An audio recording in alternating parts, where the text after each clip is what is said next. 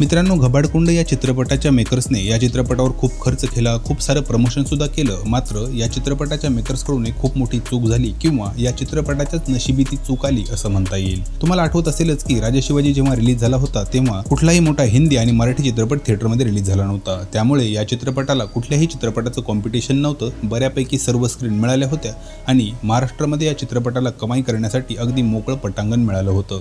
त्यानंतर देऊळबंद 2 आला, त्यालाही मोठे काही कॉम्पिटिशन नव्हतं. कुठला मोठा हिंदी चित्रपटही रिलीज झाला नव्हता. छोटे छोटे काही चित्रपट रिलीज झाले होते, मात्र ते त्या कॉम्पिटिशनच्या तोडीचे नव्हते. आणि मग चांगला स्क्रीन काउंट मिळाला आणि चांगलं कलेक्शन करायला जागा मिळाली. देऊळबंद 2ला फक्त राजा शिवाजी या चित्रपटाचं थोडंफार कॉम्पिटिशन होतं, मात्र दोन्हीही चित्रपट चांगले चालत होते.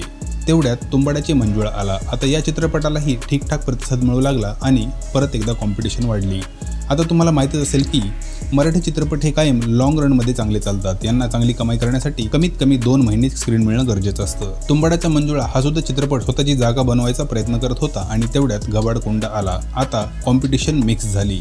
दुसरं म्हणजे घबाडकुंड सोबत कॉकटेल 2 हा चित्रपट रिलीज झाला, जो आता थिएटरमध्ये दमदार कमाई करत आहे. आता या एवढ्या गर्दीत चित्रपट रिलीज झाल्यामुळे सर्व चित्रपटांना स्क्रीन हवे आहेत आणि सर्व चित्रपट चांगले चालत आहेत. त्यामुळे कोणाच्याही स्क्रीन कमी करणं शक्य नाही आणि त्यामुळेच की काय, इतर सर्व यशस्वी मराठी चित्रपटांसारखं घबाडकुंडला स्क्रीन काउंट मिळणं पॉसिबल होत नाही. देऊळबंद 2 या चित्रपटाचे दिग्दर्शक या चित्रपटाला 100 कोटीच्या क्लबमध्ये टाकण्यासाठी खूप प्रयत्न करत आहेत. त्यामुळे ते स्वतःच्या स्क्रीन सोडायला तयार नाहीत. दुसऱ्या बाजूला मराठी आणि हिंदी चित्रपट सुद्धा चांगलेच चालू आहेत. त्यामुळे या सगळ्या गोष्टींचा तोटा घबाडकुंडला होत आहे. बरं, अजून एक मोठी गोष्ट म्हणजे आता 2-3 दिवसातच हिंदीतला खूप मोठा चित्रपट वेलकम टू जंगल रिलीज होतोय. भलेही त्या चित्रपटाचे रिव्ह्यूज कसेही असोत, पण हा एक फॅमिली फ्रेंडली चित्रपट आहे. तो मोठ्या प्रमाणात स्क्रीन घेणार आहे. त्यामुळे भलेही घबाडकुंडला प्रमोशनचा जोर असला तरी सुद्धा या मोठमोठ्या हिंदी चित्रपटांच्या आणि जुन्या चालणाऱ्या मराठी चित्रपटांच्या गर्दीमध्ये घबाडकुंडची चांगलीच गळचेपी झाली आहे. बरं, आता वेलकम टू द जंगल या चित्रपटाच्या स्क्रीन 10 दिवसामध्ये कमी झाले की लगेचच धमाल 4 हा चित्रपट येत आहे, ज्यामध्ये रितेश देशमुखची सुद्धा खूप मोठी भूमिका आहे. म्हणजेच आता इथून पुढे घबाडकुंडला श्वास घ्यायला जागाच उरली नाहीये. हा चित्रपट जर थोड्या कमी गर्दीत रिलीज झाला असता तर